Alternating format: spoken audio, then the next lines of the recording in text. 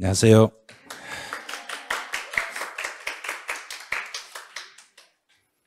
네, 여러분 수업을 제가 못할 수도 있어요.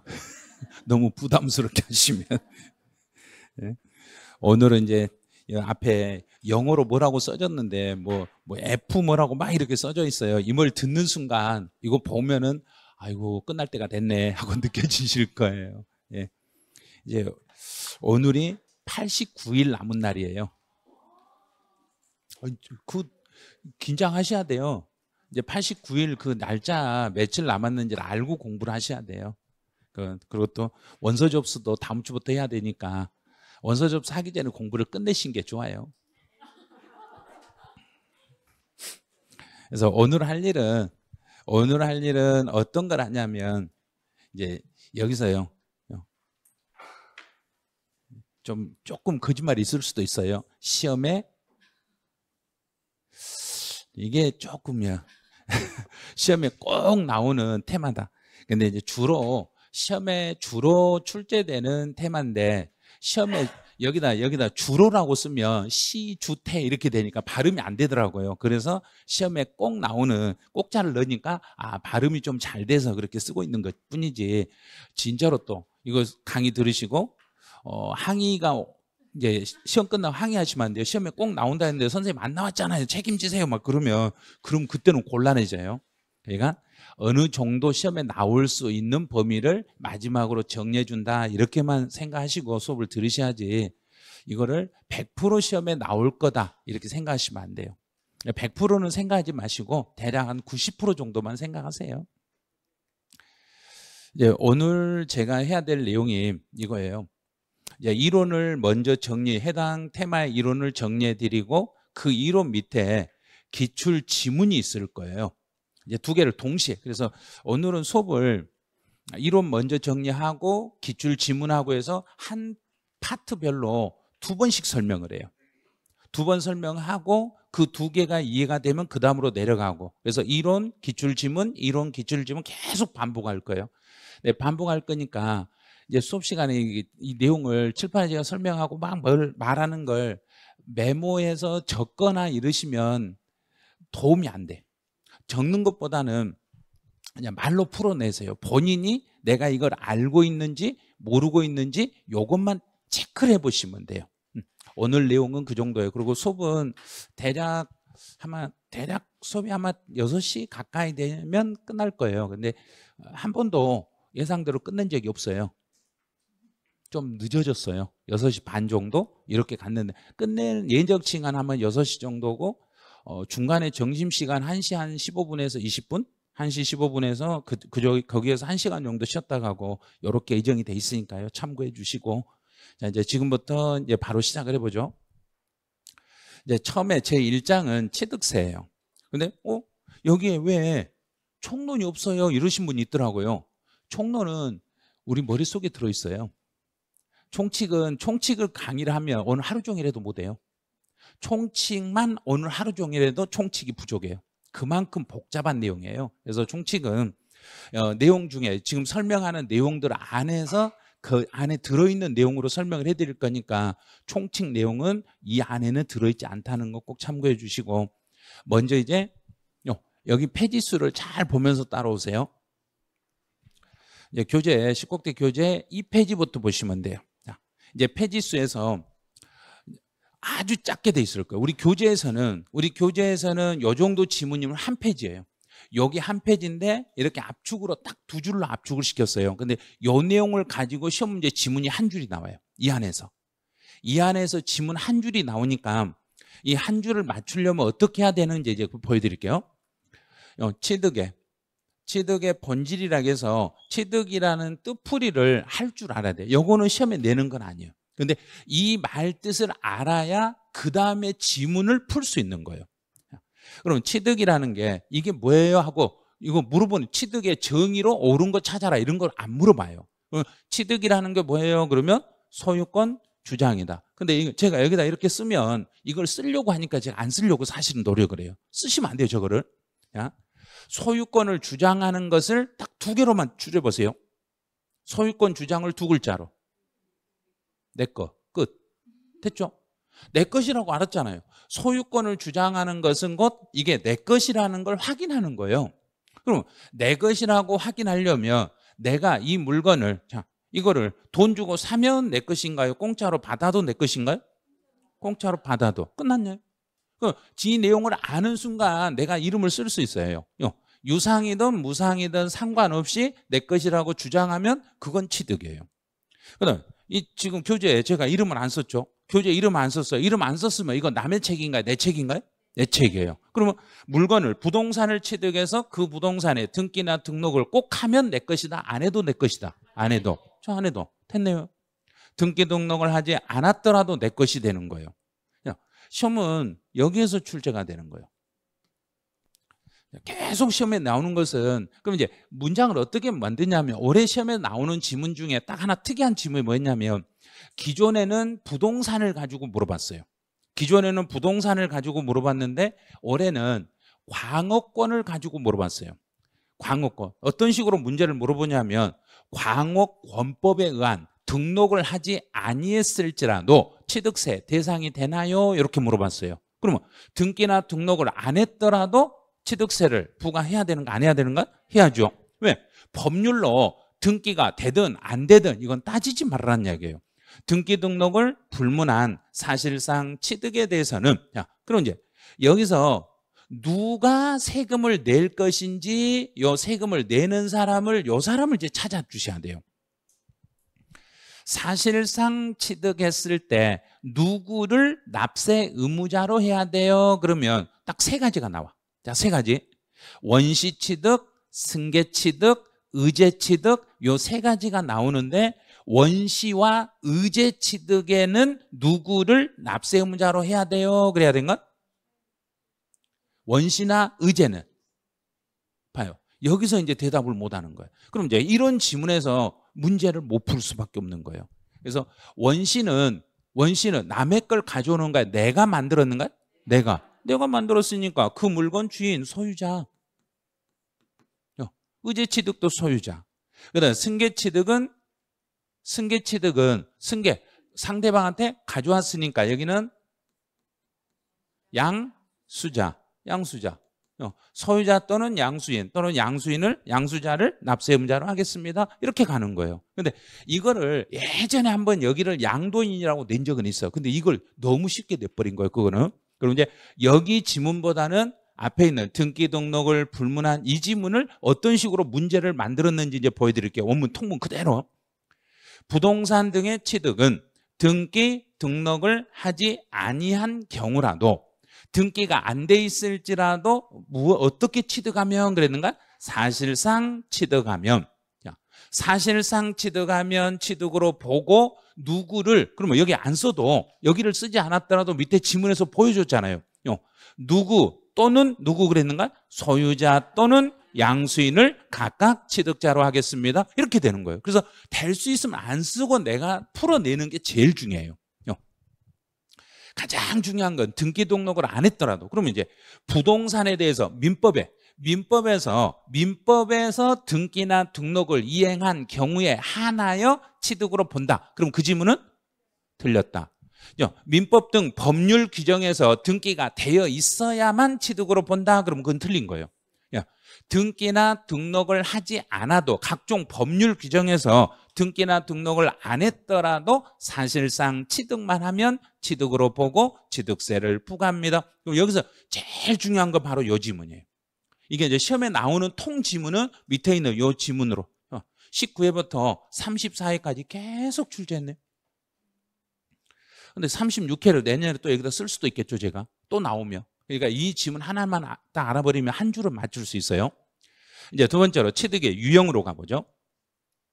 이 취득의 유형은 올해 어디서 나왔냐면 감정평가사 시험에서 부동산 학개론 지문에서 출제됐어요.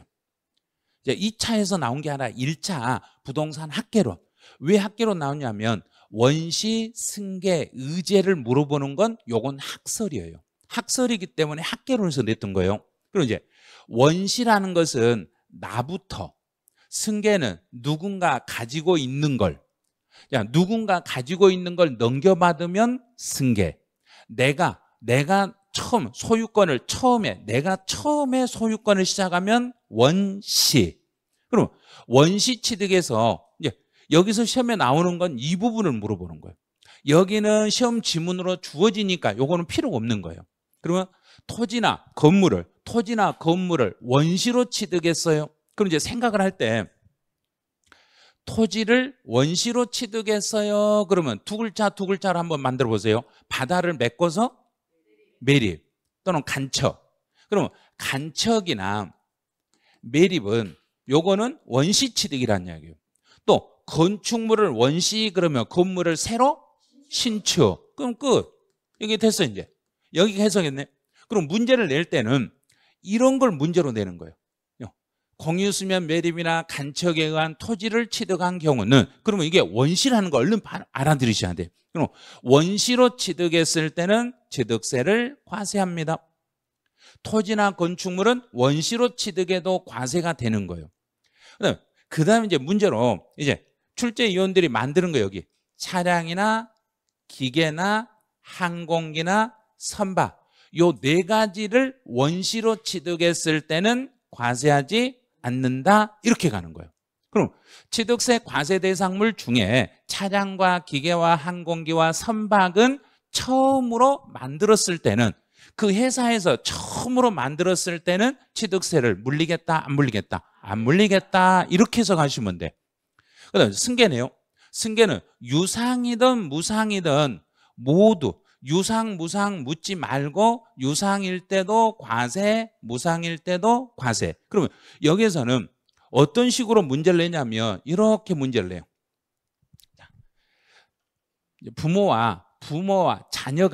부모와 자녀 간에 부동산을 교환하는 경우는 그러면 부모와 직계 존비속 간에 부동산을 교환했을 때는 취득세를 부과한다 부과하지 않는다 부과한다. 이제 뭘 생각하냐면 부모와 자녀 간에는 뭔가 있는데 이렇게 생각을 해. 뭔가 있는 게 아니라 부모와 자녀 간에는 있기는 있는데 서로 교환하면 유상취득이 되는가요? 무상취득이 되는가요?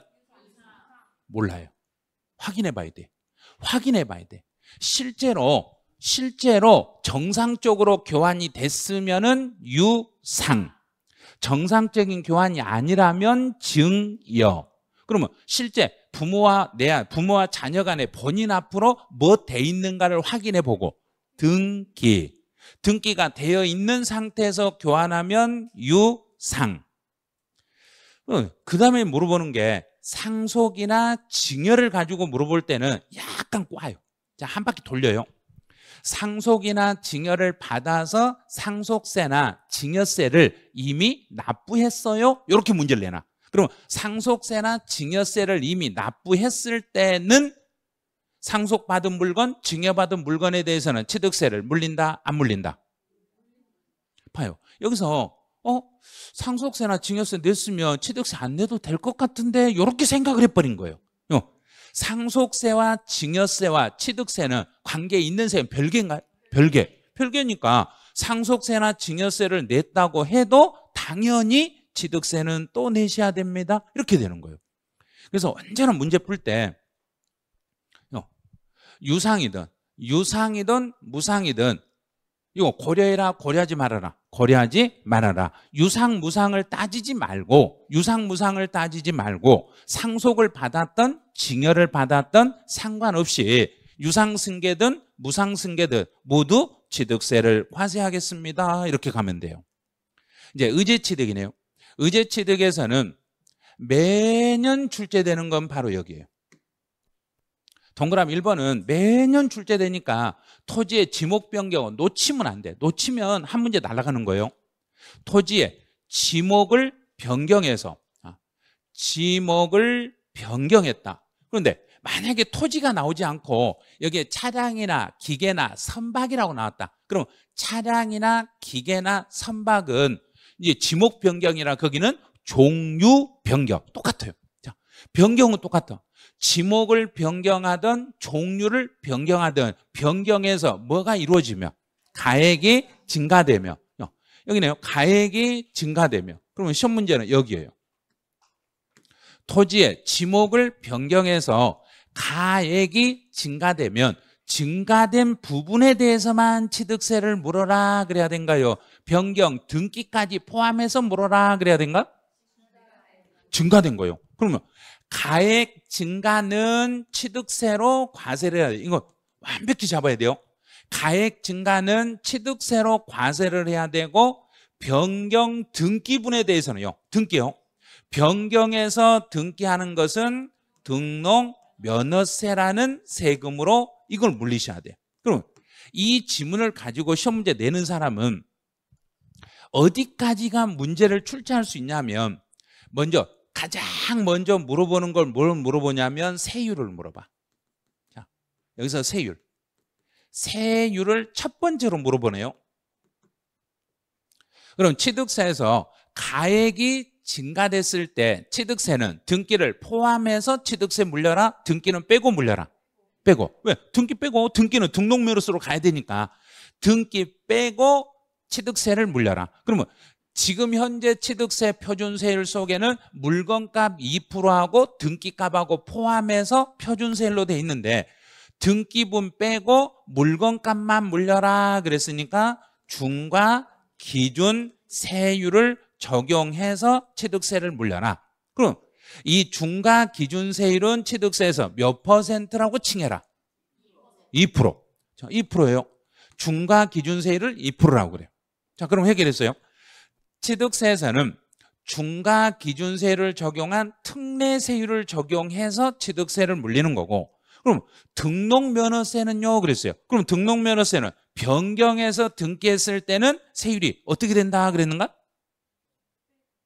자, 등록면허세 세율은 등록면허세는 등기분에 대해서 변경 등기에 대해서는 등록면허세 세율은 봐요.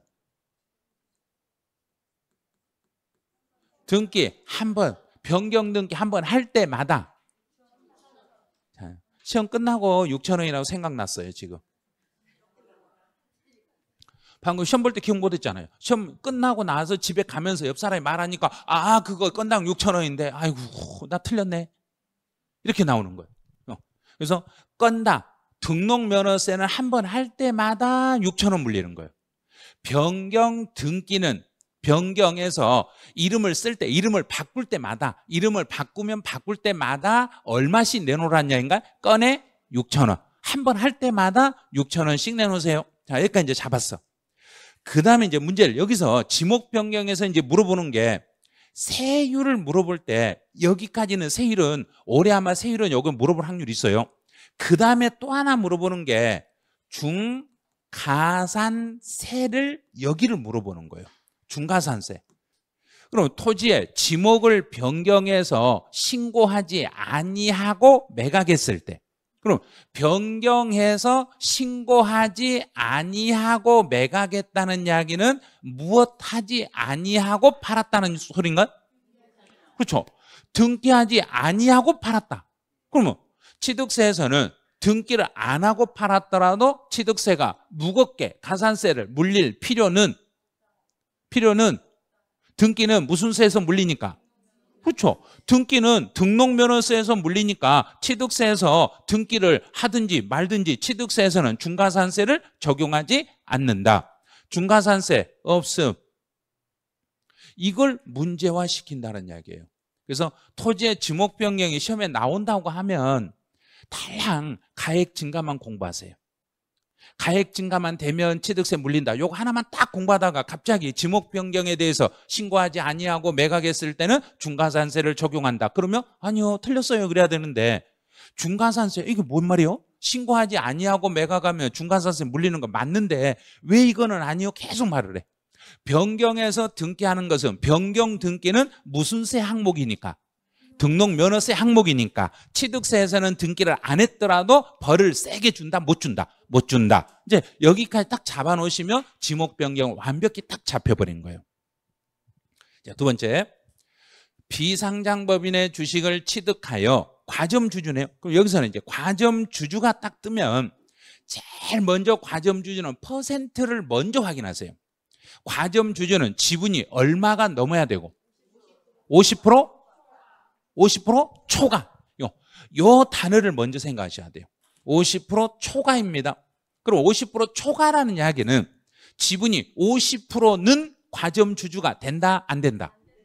안 되는 거예요. 50%는 그러면 과점주주 아니에요. 그래서 과거에 25회 때 시험에서 50%인 주주를 이렇게 말했어요. 50%인 주주를 과점주주를 한다. 그럼 그 지문은 X. 틀렸죠? 50%를 초과한 주주를 과점주주라고 그래요. 그럼 이제 여기에서 이제 단계에서 그 다음에 이제 문제를 내는 거 여기. 설립 시 과점주주가 되면 이 설립 시 과점주주는 처음에 설립 시 과점주주에게는 세금을 물린다, 물리지 않는다? 물리지 않는다. 그러면 설립 시 과점주주는 언제나요? 납세, 의무, 없음 이렇게 생각하시면 돼요. 그럼 설립 시는 여기만 딱 보면 돼요. 설립 시 끝에 가서 없다, 설립 시 없다, 설립 시 없다 이것만. 설립을 할 때 처음 회사를 시작할 때 과점주주가 되더라도 세금은 물리지 않는다. 그래서요. 과점주주가 되더라도 설립 시는 뒤에가 뭐라고 되어 있는가? 제외. 이 말 뜻이 설립 시에 과점주주가 되더라도 납세 의무는 발생하지 않습니다. 그 말이에요. 그럼 설립일 이후에 과점주주가 됐을 때는 납세 의무가 발생한다, 발생 안 한다? 발생한다, 한다. 그러면 설립일 이후에 최초로 과점주주가 됐을 때는 얼마만큼 세금을 물어야 되고 지분 전부 또는 모두. 그다음에 만약에 설립일 이후에 이미 과점주주가 된 자의 지분이 변했을 때 그러면 이미 과점주주가 된 자의 지분이 증가되면 얼마만큼 세금 내는 거고 증가분만 내는 거고 또 설립일 이후에 다시 과점주주가 됐을 때는 얼마만큼 세금만 물면 되고 증가분만 내시면 됩니다. 이거는 뒤에서 한번 다시 설명을 한번 해드릴 거예요. 자, 그럼 이 내용들이 지금 배웠던 내용들을 가지고 이제 시험 출제된 지문을 볼게요. 지목을 변경했어요. 그럼 취득세에서 지목을 변경하면 이걸 취득으로 보는가 안 보는가를 따질 때는 뒤에 뭐가 따라 붙어야 되는가? 가액 증가. 이것만 따라 붙으면 돼. 왜냐하면 여기서는 취득으로 보냐 안 보냐를 물어봤으니까 가액이 증가되면 그때 가서 취득으로 보겠습니다. 근데 문제 낼 때 가액 증가 여부에 관계없이 취득으로 본다 이렇게 낼 때도 있고 가액이 증가된 경우에도 취득이 아니다 이렇게 내는 경우도 있고 그래요. 그래서 문제 낼 때 관계를 잘 봐보세요. 여기서요. 지금 4년 여기 몇 년 지났는가? 7년 여기 5년 그러면 이 지문은 거의 3, 4년 많이 4년 주기로 계속 문제를 출제하는데 이 지문은 교수들이 계속 내려고 하는 지문이에요. 근데 여기서는 취득으로 본다라고 낼 수도 있지만 취득으로 봤지만 변경해서 가액이 증가돼서 신고하지 아니하고 매각한다고 해서 중과산세를 따로 물린다 안 물린다? 안 물린다. 여기까지 기억해 놓으셔야 돼요. 자, 두 번째. 차량이나 기계나 항공기나 선박은 여기서 이 네 가지가 딱 나오면 먼저 문제 풀기 전에 먼저 이 네 가지는 원시는 과세한다 안 한다? 안 한다. 그러면 승계는 한다. 자, 그럼 먼저 승계를 먼저 물어봤네. 승계 취득은 과세를 하겠지만 원시로 취득한 경우에는 과세하지 아니합니다. 그럼 문제 이 지문은 이 네 가지는 딱 하나 원시만 생각하면 돼. 차량이나 기계나 항공기나 선박은 원시로 취득하면 세금 물리지 않는다. 원시로 취득했을 때는 세금을 물리지 않는다. 이제 요 3번 요 지문은 조심을 해야 돼요. 이 3번은 이 문제 지문을 해석을 못 하셔가지고 3번은 틀리신 분들이 전부 다 틀리면 3번에서 틀려요. 요 지문에서 많이 틀려요. 근데 이걸 틀리는 분들은 이 지문을 이해를 못해서 그래요. 자, 이전하여. 자, 이전했네요. 이전해서 여기는 두 갈래길이 있어요. 이전해서 갈래길이 두 갈래길이 있어요. 이전해서 가액이 증가되는 경우가 있고 가액 증가가 없는 경우가 있어요. 자, 그럼 이제 해석해 볼게요. 가액이 증가는 건물을 다른 장소로 이전해서 가액이 증가되면 취득세 물리는가 안 물리는가? 물려요. 그러면 가액 증가가 없으면 취득세 물리는가 안 물리는가? 아, 이제 습관이 돼서 물린다네요. 예전에 안 물린다 했는데 이제는 자, 가액이 증가되거나 가액이 증가 안 되거나 뒤에 숨어 있는 게 하나 있어요. 숨어 있는 게 하나가 붙어 있어요. 왜냐하면 이전했으니까 건물을 지금 장소에서 다른 장소로 이전했으니까 뭘 해야만 되는가? 등기를 해야 돼. 등기를 해야 되는데 취득세는 등기를 꼭 해야만 취득세 물리는가요? 안 해도 물리는가요? 그 생각을 빨리 했어야 돼요. 등기를 이전해서 등기를 해야 되는데 이 사람이 등기를 안 했을지라도 취득세를 물려버리는 거예요. 등기를 해도 취득세 물리고 안 해도 취득세 물리고. 그럼 이제 자, 가액 증가분과 등기분을 동시에 두 개를 동시에 물리니까 특별한 세율로 물린다, 표준 세율로 물린다. 그렇죠? 둘 다 있으니까 표준 세율을 적용해서 취득세를 물려. 근데 가액 증가는 없어. 그런데 등기만 해야 되네. 가액 증가는 없는 상태에서 등기만 하면은 표준 세율이다, 특례 세율이다. 특별한 세율이에요, 여기는. 그래서 취득세에서 특례 세율을 적용해서 취득세를 물려. 그럼 특례 세율을 적용할 때는 물건값 2%를 물리고 있는가, 2%는 빼고 물리고 있는가? 빼고. 2% 빼고 등기분만 물리니까 전체 표준 세율 중에서 중과 기준 세율을 뺀 세율을 적용해서 취득세를 물리겠습니다. 이렇게 되는 거예요. 그럼 이제 문제에서 어떤 식으로 문제를 내주냐면 건물을 이전을 했지만 종전 건물 가액을 초과하지 않았어요. 여기에서 초과되지 않았어요. 여기에서 거의 대부분 다 속아버려요. 건물이 이전이 됐는데 이전을 해서 건물을 다른 데로 옮기기는 옮겼는데 가액 증가가 없으면 그러면 이건 취득세 안 내도 돼 이래버려요. 취득세 안 내도 돼. 그런데 머릿속에서는 이전했으니까 반드시 뭐는 했어야 된다는 걸 생각해야 된가? 등기를 해야 되는데 등기는 꼭 등기를 해야만 취득세 물리는가? 안 해도 물릴 수 있는가? 안 해도 물릴 수 있으니까 가액 증가가 없어. 가액이 초과되지 않았을지라도 당연히 취득세가 과세되는 거예요. 당연히. 단 이 경우는 표준세율로 물린다, 특례세율로 물린다. 특례세율을 적용해서 표준세율에서 중과기준세율을 뺀 특례세율을 적용해서 취득세를 부과하겠습니다. 그럼 이제 문제 풀 때는 이제 요령. 이전. 건물의 이전이라고 딱 뜨면 중간에 있는 지금 읽지 말아버리고 이전 나오면 끝에 가서 과세 끝. 중간에 읽으면 함정이 걸릴 수 있으니까 건물을 이전했어요. 그럼 무조건 끝에 가서는 과세한다. 이렇게 잡아버리시면 돼. 이래도 과세 저래도 과세니까 가액 증가가 있어도 과세 없어도 과세니까 그냥 무조건 과세예요. 그러면 되는 거예요. 이제 두 번째 파트로 이제 넘어가 보죠. 이제 취득세 납세 의무자로 가보죠.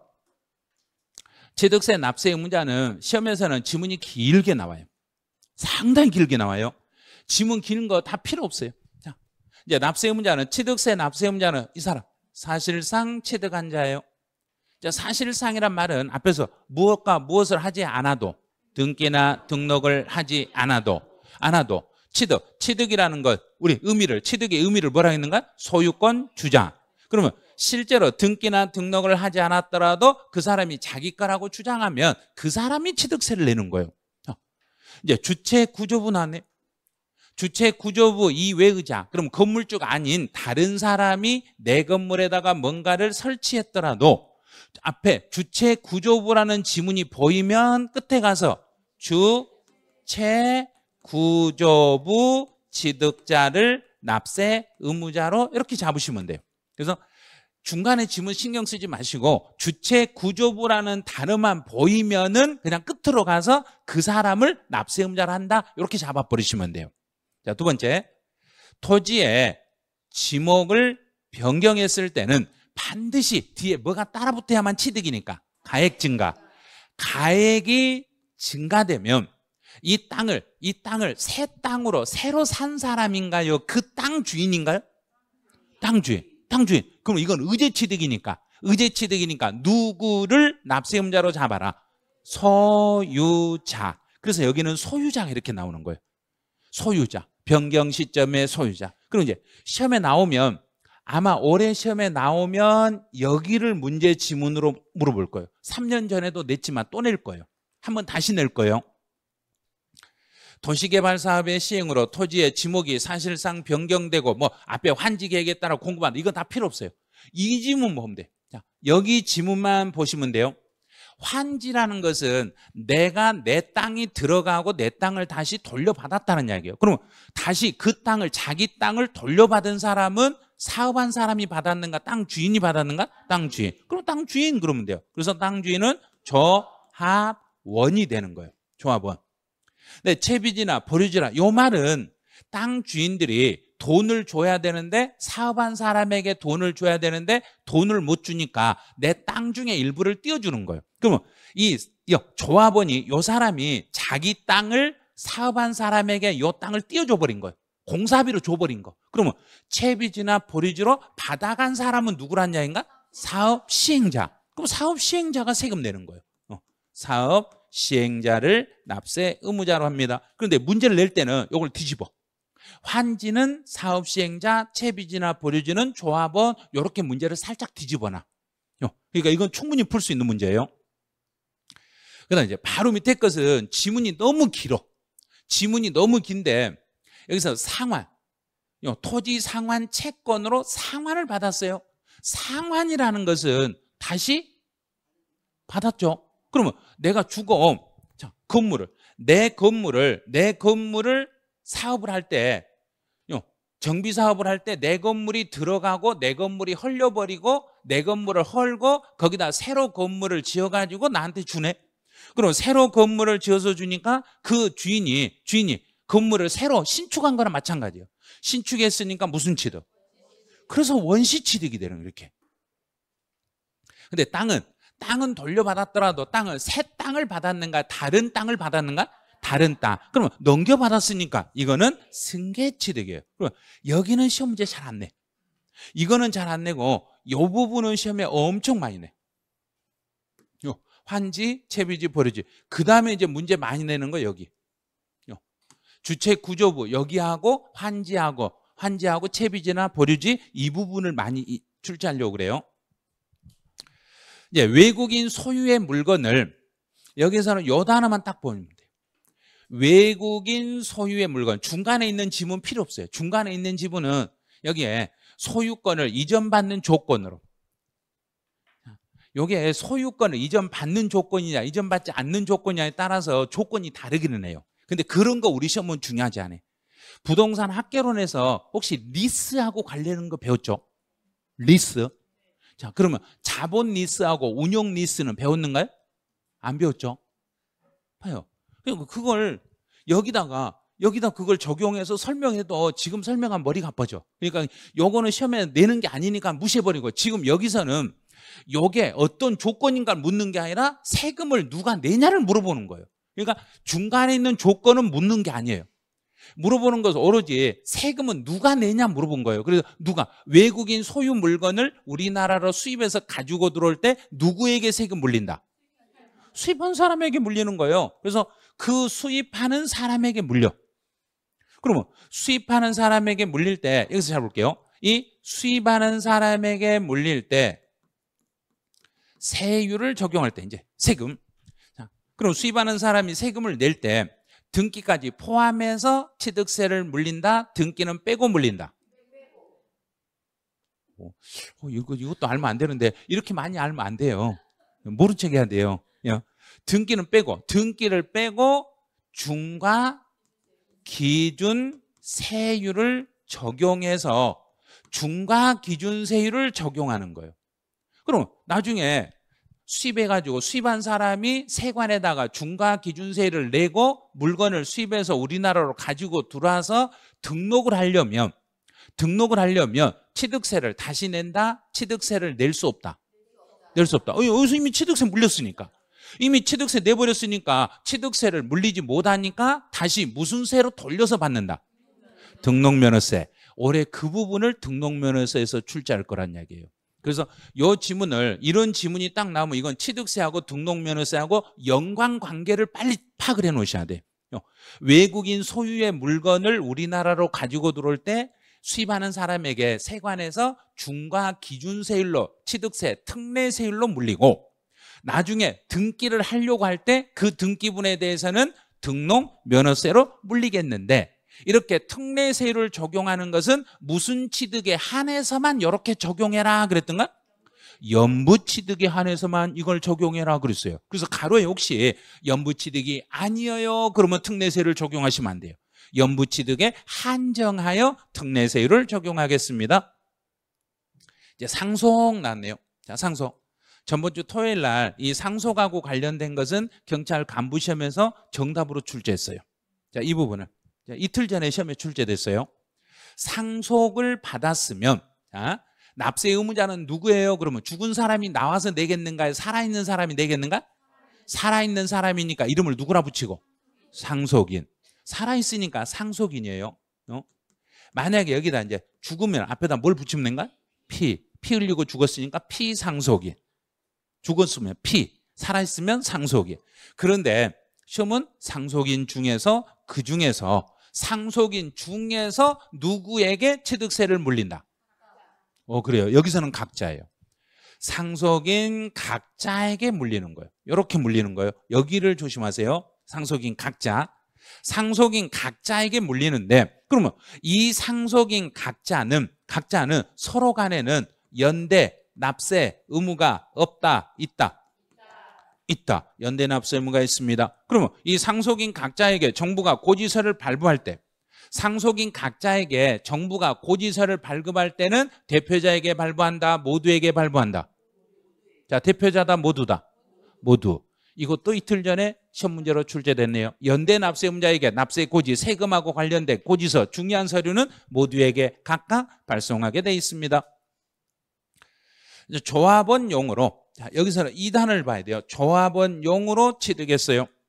그럼 조합에서 조합원용으로 부동산을 취득했으니까 실제 이 물건의 주인은 누구란 이야기인가? 조합원. 그럼 조합원이 내는 거예요. 조합원이 세금을 내는데 여기서 한 가지 함정이 들어있어. 함정. 자, 조합원이 납세 의무를 지는데 단 조합원에게 귀속되지 아니한 부동산에 대해서는 조합원에게 물린다, 못 물린다? 못 물린다. 조합원에게 귀속되지 아니한 부동산은 제외하고 그 지문을 기억해 내셔야 돼요. 자, 이제 찾아볼게요. 기출지문제 시험 문제 나왔던 게 주체구조부라는 요 단어가 보이면 중간 절대 읽으면 안 돼요. 주체구조부 나오면 끝에 가서 누구를 납세의무자로 잡는다.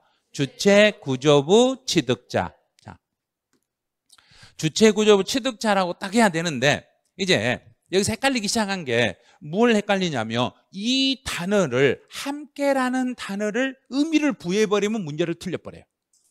여기서 함께라는 것은 설비하는 사람하고 주체구조부 나하고 너하고 함께라는 이야기인가요? 너는 아닌가요? 너는 아니에요. 여기서 사람을 말하는 거 아니에요. 여기서 주체구조부 취득자가 함께 취득했다. 그러면 여기서 이 함께라는 것은 본체하고 플러스 설비요. 이 설비를 본체 주인이 설비를 안 했더라도 본체하고 설비를 묶어서 두 개를 묶어서 누가 취득한 걸로 봐라. 주체구조부 취득자. 그래서 함께라는 말에는 의미를 절대 부여하시면 안 돼요. 그냥 단순히 주체구조부 나오면 그냥 세금은 누구에게 물린다? 주체구조부 취득자. 그런데 혹시 앞에가 주체구조부라고 나왔는데 여기는 설비한 사람, 가설한 자 그러면 그 지문은 틀렸다 이렇게 하시면 돼요. 그래서 가설한 사람이 아니라 이 설비를 주체구조부 취득자가 본인이 취득한 걸로 보고 세금을 물으셔야 돼요. 이제 상속 나왔네요. 상속이라는 단어가 나오면 이게 취득세에서 나온 지문인지 재산세에서 나오는 지문인지를 빨리 판단하셔야 돼. 자, 지금 여기는 취득세죠. 취득세에서 상속을 받았을 때는 물어보면 상속인 각자, 취득세는 각자. 만약에 이 지문이 재산세다. 상속을 받았는데 재산세는 그러면 누구 그래야 된가? 상속인 중에 한 사람. 아니 주대로 가면 안 돼요. 먼저 이제 재산세에서는 등기한 상속인 제1번. 등기가 안 돼 있으면 신고한 상속인.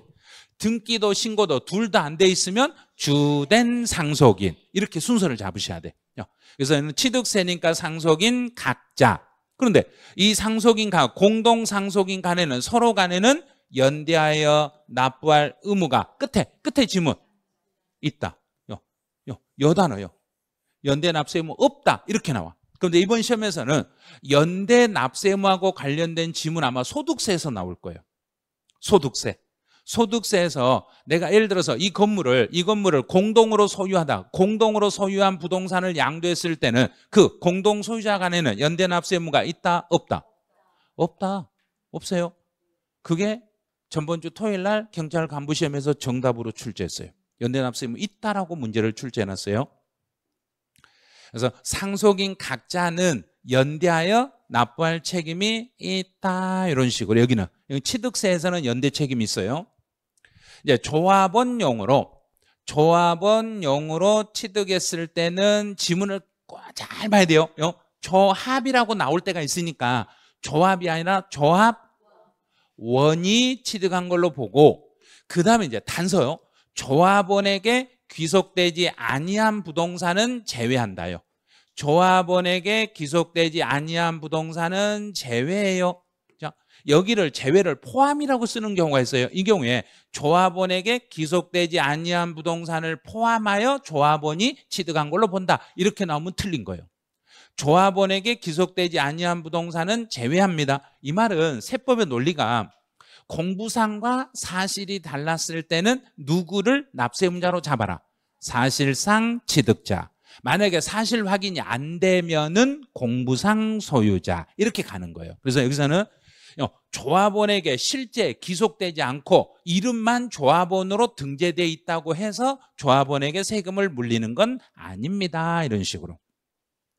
이제 4번에서 환지는 그랬네요. 자, 환지. 그러면 내 땅을 돌려받는 사람은 그러면 그 사람은 조합원이 돌려받았어요. 채비지나 보류지는 누가 가져갔어요? 그래야 되는가? 사업 시행자가 가져갔어요. 자, 34회 때 처음으로 출제했어요. 왜? 그때 신설됐으니까. 신설돼서 출제했던 지문이에요, 이게. 신설돼서 출제했던 지문이에요. 그러면 한 번 정도 다시 한번 거론할 수 있는 지문이네요. 네, 동그라미 5번 지문은 이 지문은 올해 공인회계사 시험부터 공무원 시험까지 3군데에서 시험에 출제됐어요. 요 지문은 우리 시험에서는 한 번도 나온 적이 없어요. 우리 시험에서 한 번도 나온 적이 없는데 요 지문을 출제한 이것도 똑같아. 자, 공부상의 소유자와 사실상 소유자가 서로 달랐을 때는 누구를 납세의무자로 해라? 사실상 소유자. 그걸 아냐고 물어보는 거예요.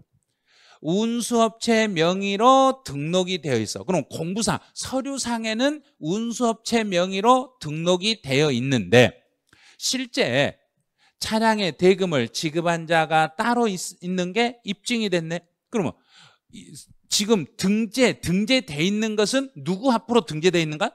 운수회사. 회사 앞으로 등록이 돼 있는데 그 차량의 주인은 따로 있다, 따로 없다? 따로 있다. 따로 있으니까 세금은 누가 낸다?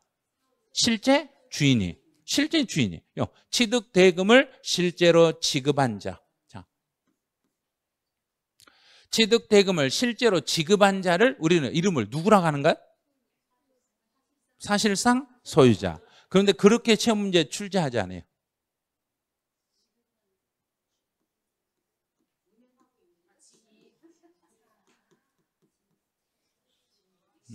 그렇죠. 택시. 네, 그렇죠. 영업용 택시. 내가 택시를 사가지고 회사로 들어가면 회사 명의로 돼 있지만 실제로 주인들이 오너가 따로 있어. 따로 있으니까 그 따로 있는 실제 주인에게 세금, 지입차주를 납세의무자로 하겠습니다. 근데 문제에서는 지입차주라고 이렇게 문제 내지 않아요. 이렇게 내지 않고 실제로 대금을 지급한 그 사람에게 세금을 물리겠습니다. 그래서 운수업체 명의로 물린다 그러면 안 돼요. 운수업체 명의가 아니라 실제 대금을 지급한 그 사람을 납세의무자로 하겠습니다. 이제 양가로 2번이네요. 이제 배우자나 직계 좀비 속의 부동산. 이제 여기에서는 배우자나 직계 좀비 속이라는 요 명칭이 세법에서 취득세든 양도소득세든 배우자나 직계, 존비속 간의 거래가 나오면 반드시 대금 지급 여부를 확인한다. 요 생각을 꼭 하세요. 배우자, 부부 간에 거래하거나 부모와 자녀 간에 거래할 때는 그냥 무조건 오케이다, 확인하고 오케이다, 확인하고 무조건 확인 들어간다고 생각하세요. 배우자나 직계, 존비속 간의 거래는 확인한다. 그럼 처음에는 부부 간에 거래하거나 부모와 자녀 간에 거래하면 정부가 인정하겠다? 이거 인정 안 하려고 하겠다. 인정 안 하려고 그래. 자, 인정 안 하려고 하네. 배우자나 직계, 존비속의 부동산을 취득하는 경우는 그건 뭘로 본다? 징역. 그러면 거짓말 한다고 보는 거예요. 내가 돈 주고 내 배우자 부동산 샀어. 그러면 거짓말하지 마. 네가 돈 안 줬잖아. 돈 안 줬으면 왜 줬다고 거짓말 뻥쳐. 막 이렇게. 아니 나 진짜 돈 줬다고. 그랬더니 너 잠깐 기다려봐. 내가 확인해 볼게. 자, 내가 확인해 볼게 이 말은 네가 입증해라 이 말인가요? 정부에서 우리가 확인할게 이 말인가? 정부가 확인할게. 객관적으로 대가가 입증이 되면, 자, 입증이 되면 그때 가서 뭘로 보겠다? 유상. 그때 가서 유상으로 보겠습니다 이 말이에요. 그리고 반대로 돌려볼게요.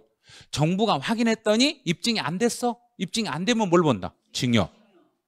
배우자나 직계, 존비속 간에는 반드시 이 대가를 확인하는 거예요. 확인해서 확인되면 유상, 안 되면 징역. 자, 이제 확인된 거 보죠. 공매나 경매를 통해서 취득했으면 국가기관을 통해서 거래했으니까 확인됐다 안 됐다? 됐으면 유상. 파산선고 이것도 국가기관이네. 법원이니까 확인됐으면 유상. 이제 시험 문제는 주로 이제 시험에 나오는 것은 요 세 개거든요. 요 세 개를 가지고 문제를 출제하는데 이제 출제위원들이 1번, 2번, 3번 셋 중에 하나를 골라서 내요. 셋 중에 하나. 근데 이 중에서 제일 많이 틀리시는 게 여기예요. 자, 교환.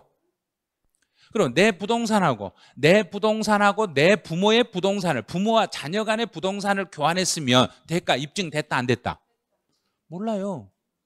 됐는지 안 어떻게 알아요? 정부 확인해봐야죠. 그러면 내가 가지고 있는 부동산인데 남의 걸 내 것이라고 뻥쳐가지고 바꿔버릴 수도 있잖아요. 그러니까 반드시 내 자녀 앞으로 뭐 돼 있는 부동산과, 그렇죠, 꼭 확인할 거예요. 여기 요거 등기가 되어 있으며 국가기관에서 그 사람 거라고 인정을 했잖아요. 국가기관에서 이 부동산을 자기 거라고 인정을 했으니까 인정받은 내 부동산하고 인정받은 부모의 부동산을 서로 맞바꿨으니까 국가기관에서 확인 가능하다 불가능하다? 가능하니까 유상이 되는 거예요. 여기에서는 교환을 보면 안 돼요. 이 등기라는 거 여기를 봐야 돼요. 등기가 필요한 부동산을, 등기가 필요한 이만한 거, 등기가 되어 있는 부동산을 서로 막 교환했을 때는 대가 확인이 됐으니까 유상으로 인정을 해드리겠습니다. 이제 네 번째부터는 이건 아무것도 아니에요. 자, 대가를 지급한 사실이 증명이 됐어요. 그러면 증명이 됐다는 이야기는 돈을 지급할 수 있는 능력이 있었어요 이 말이에요. 그럼 내가 사는 사람 입장에서 이 사람 충분히 그 돈 지급할 능력이 있었다. 소득 증명이 됐거나 처분이나 담보, 그리고 내 재산을 팔았으니까, 내가 재산을 팔았으니까 양도세 신고하고 처분해가지고, 또는 은행에다 담보로 잡히고 빌린 돈이 있거나 상속을 받았거나 증여를 받았거나, 그럼 실제로 내가 가진 돈이 있는 거 없는가? 있어요. 그 사람이 가진 돈이 있다는 것을 누가 확인했으면?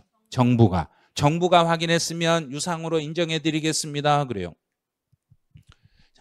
여기에서 이제 관련된 지문이 이렇게 나와. 앞에 파산선고네요. 파산선고 여기를 딱 보고 무조건 풀면 안 돼. 지문 속에 숨어있는 게 있어. 뭐가 숨어있는가 보세요. 자, 이걸 찾아내셔야 돼. 배우자나 직계존비속을 찾으셔야 돼. 만약에 여기에 형제자매다. 형제자매가 나오면 확인할 필요 있다 없다. 확인 안 하고 그냥 바로 유상. 그런데 배우자의 부동산을 취득했으니까 확인 들어가죠. 확인 들어가서 확인해 봤더니 파산선고로 샀다는 게 확인됐네. 그러면 이게 법원을 통해서 샀으니까 대가 확인됐으니까 유상. 확인됐으니까 유상. 여기서도 등기, 교환 이게 중요한 게 아니에요. 누구하고 배우자 또는 직계존비속 여기가 중요한 거예요. 배우자나 직계존비속 간에 서로 맞 교환했네. 그럼 부부 간에 교환하거나 부모와 자녀 간에 교환했더라도 못된 물건을 교환하며 등기. 자, 등기가 되어 있는 물건을 서로 교환했으니까 대가 입증이 됐으면 유상. 자, 입증됐으면 유상. 반드시 확인할게. 누구의 부동산을 취득했냐, 누구 걸 샀냐, 이게 중요한 거예요. 그 다음에 직계 존속도 났네요. 부모의 부동산을 자녀가 취득했어. 그럼 부모의 부동산을 자녀가 취득했는데 대가를 지급한 사실이 입증. 자, 입증이 됐다는 이야기는 내가 입증했다, 정부가 확인했다. 정부가 확인했으니까 그때는 유상. 이렇게 되는 거예요. 자, 필요 없는 거 다 볼 것 없이 필요한 것들만 딱 잡아내시면 돼. 그래서 배우자나 직계 존비속 간에 이 말이 딱 나오면 확인. 배우자나 직계 존비속 간 거래, 그럼 확인. 확인하는데 실제 돈이 지급됐다고 확인되면 유상, 안 되면 증여. 이제 부담부 증여네요. 자, 부담부 증여는 올해 계산 문제로 나올 확률이 커요. 부담부 증여는 계산 문제로 나올 확률이 있어요. 양도소득세에서 계산 문제로 나올 수 있으니까 부담부 증여는 계산 문제 연습을 좀 해주신 게 좋아요. 이 부담부 증여 자체는 일부는 양도, 일부는 증여. 자, 그럼 채무를 인수했어요. 아무 말 없이 채무를 인수했어요. 그럼 누구의 채무를 인수했어요? 그랬더니 배우자나 직계존비속이 아니에요. 배우자나 직계존비속이 아닌 사람의 채무를 인수하면 확인 들어간다, 확인 안 들어간다? 안 들어간다. 그냥 확인 들어갈 필요 없이 그냥 유상으로 봐줘요. 그런데 배우자나 직계존비속의 채무를 인수했다 하면 이거 확인해야 된다, 안 해야 된다? 해야 된다. 그래서 원칙은 증여. 확인되면 유상. 확인되면 유상. 근데 채무 인수 이외 나머지는 증여. 이제 부담부 증여도 배우자나 직계존비속의 채무를 인수했을 때만 주의하시면 돼요. 그래서 문제 지문을 볼 때 이 지문을 꼭 확인하셔야 돼요. 배우자나 직계존비속인가 아닌가를 반드시 확인하셔야 돼요. 배우자나 직계존비속이 아니에요. 아니라겠으니까 확인할 필요 있다, 없다? 없다. 확인할 필요가 없다. 확인할 필요 없으니까 상대방의 채무를 인수했으면 바로 유상. 확인할 필요 없이 유상. 그런데 여기가 배우자나 직계존비속 간 거래예요. 그러면 거래예요. 그러면 채무를 인수했어요. 그러면 바로 유상이다. 확인해서 확인되면 유상이다. 확인되면 그때 가서 유상이고 배우자나 직계존비속이었을 때는 확인 안 되면 증여. 이렇게 관계가 잡으시면 돼요. 이제 상속으로 가보죠. 상속받은 재산을 다시 협의해서 재분할했네. 그럼 이 부분을 협의 재분할을 먼저 생각하죠. 협의. 자, 상속 재산의 협의 재분할. 그럼 이미 분할은 됐다, 안 됐다? 됐다. 분할된 후에 다시 재분할한 거예요. 다시 재분할했으니까 이제는 사망자의 재산을 나눈다는 이야기인가, 상속인의 재산을 나누겠다는 이야기인가? 자, 여기서 재분할이라는 것은 상속인의 재산을 분할하겠습니다, 이 말이에요. 그러면 상속인의 재산을 분할한다는 이야기는 상속인의 재산을 분할했으니까 살아있는 사람의 재산인가요? 죽은 사람의 재산인가? 살아있는 사람의 재산이라는 얘기예요. 그러면 살아있는 사람이 살아있는 사람에게 재산을 넘기는 걸 상속이라고 해라, 증여라고 해라? 증여. 자, 그럼 증여. 당초 지분을 초과하는 경우는, 당초 지분을 초과하는 경우는 원칙은 무슨 취득으로 봐라? 증여 취득. 증여 취득이란 이야기예요. 증여로 취득해서 증여 취득으로 봐서 취득세를 다시 물으셔야 돼. 취득세를 다시 내야 돼. 그러면 취득세를 다시 내라가면 그 지분이 초과된 그 상속인은 세금을 더 내라 하면 네 알겠어요, 제가요 기분 좋게 세금 내가 증여받고 공짜로 받았으니까 세금 오늘 갖다 낼게요 그러겠는가? 내가 왜 내? 그런가요? 내가 왜 세금을 내냐고. 이게 상속 재산을 다시 나누는 건데 왜 세금을 또 내놔가냐고 이렇게 따져. 막 따져. 그러면 이제 제일 황당한 사람은 누군가요? 공무원. 공무원이 황당하는 거예요. 아니 공짜로 받았으니까 당연히 세금 내셔야 되는데 왜 그러신가요? 그래요.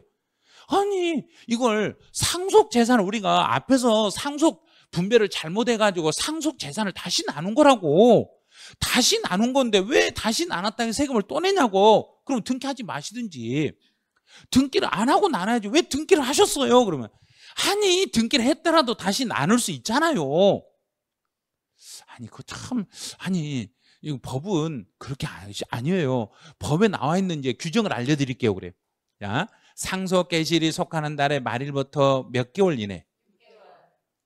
자, 6개월 이내. 자, 이 말은 곧 신고 기한 내에 이 말이에요. 자, 신고 기한. 상속을 받으면 언제나 달의 말일부터 6개월 안에 상속분에 대한 취득세 신고를 하셔야 돼요.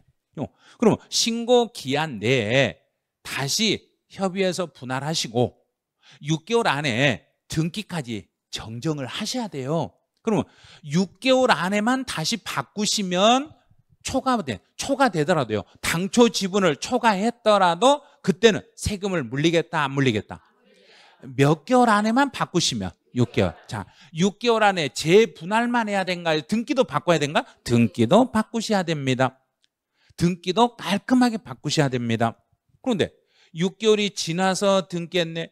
6개월이 지나서 분할했네. 6개월이 지나서 분할하시고 6개월이 지나서 등기하면 6개월 전에 분할했지만 등기는 6개월이 지나서 등기해버리면 이건 세금 안 물린다? 물린다.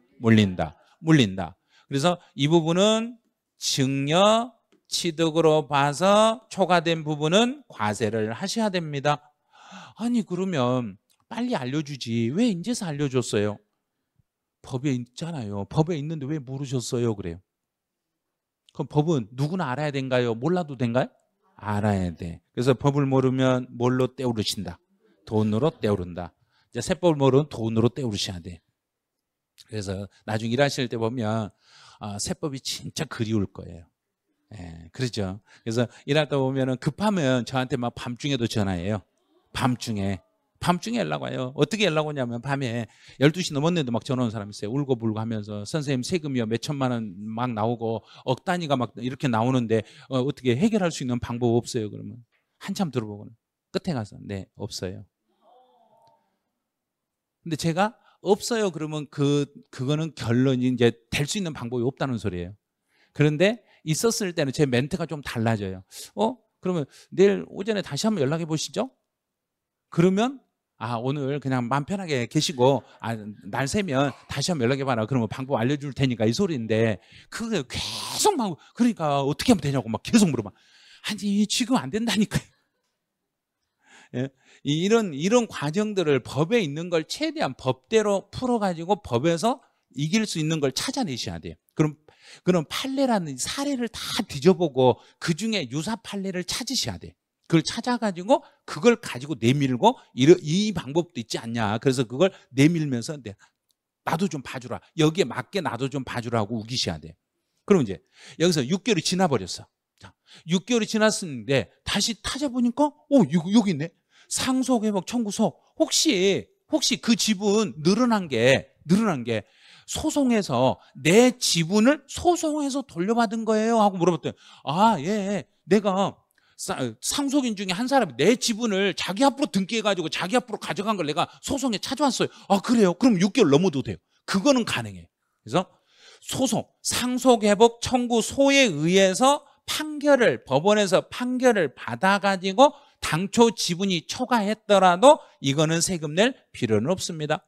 자, 이 경우는 6개월 안에 해야 된다? 넘어도 된다? 그렇죠. 6개월이 넘어도 상관없습니다.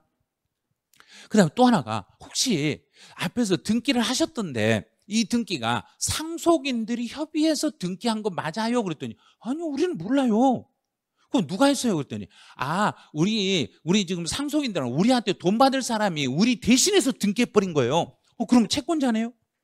채권자가 대신 등기했네요?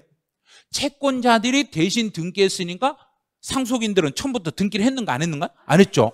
상속인들은 등기를 안 했으니까 상속 지분이 초과된 게 없더란 이야기예요. 없으니까 채권자 대위 등기, 채권자가 대신 등기하고 나중에 상속인들이 지분 정리를 하다 보니까 지분이 바뀌더라도 이 경우는 세금 낼 게 없습니다. 그럼 세금 낼 수 있는 건 딱 하나. 본인들이 등기해 놓은 것을 6개월이 지나서 다시 재분할하고 6개월이 지나서 등기까지 정정을 하면 그때는 취득세 안 나온다. 새로 나온다. 새로. 뭐 한 것만 나온다. 당초 지분을 초과한 부분에 대해서는 증여취득으로 봐서 세금이 다시 나옵니다. 자, 그러면 이 지문까지 한번 가보죠. 상속회복 청구소. 자, 이 말 딱 나왔네. 소송에서 판결을 받아가지고 당초 지분을 초과하더라도 초과분은 취득세 새로 물린다 안 물린다? 안 물린다. 안 물린다. 이것만 보면 돼. 이제 소송에서 지분이 늘었더라도 이 부분은 세금을 따로 내지 않습니다. 자, 두 번째, 채권자가 대신 등기해 놓은 것을 상속인들이 지분을 정리하면서 당초 지분을 초과하더라도 이 경우는 또 세금 물린다 안 물린다? 안 물린다. 그럼 지금까지 시험에 나온 거 이거 딱 하나 나왔네. 상속회복 청구소. 그럼 이제 시험에 나올 수 있는 지문 2개 남았네. 2개. 하나는 몇 개월 안에 지분 정리 끝내면. 그렇죠. 여기는 없죠. 6개월 안에 지분 정리가 끝나고 등기까지 깔끔하게 정정하면 초과되더라도 세금 내지 않는다. 그다음에 채권자가 상속인들을 대신해서 등기해 놓은 것을 상속인들이 지분 정리하면서 지분이 초과되더라도 추가로 세금은 물린다 안 물린다? 안 물린다. 자, 그럼 이제 취득세 납세 의무자에서 나올 수 있는 어려운 문제까지 싹 정리 끝났어. 자, 여기까지 다 끝났으면 이제 과점주주 남았네. 과점주주는 별개니까 잠깐 쉬었다가 이제 잠시만 쉬었다가 다시 정리를 하죠.